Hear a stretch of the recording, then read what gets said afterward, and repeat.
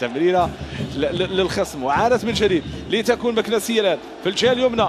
هنا تحضير، هنا ترميم الهجمه الماضيه، هنا تمريره عرضيه، مطالبه بلمسه يد داخل منطقه الجزاء.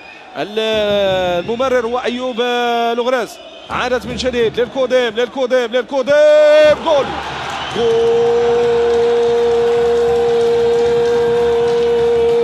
الاول.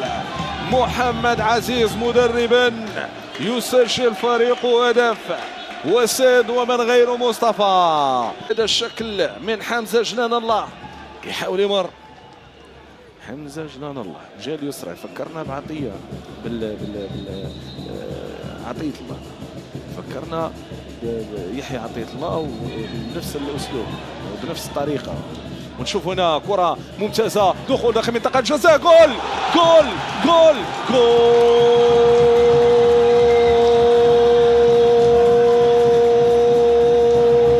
جول للكوديم. يسجلون، يبدعون، يواصلون المسير، حاضرين.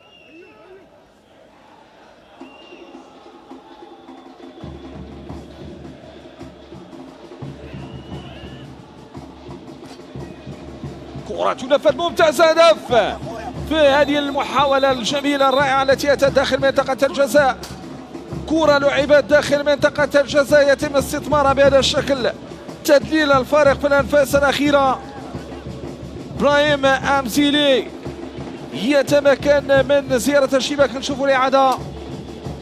كرة لعبت، محاولة لمست العارضة الأفقية وبعد ذلك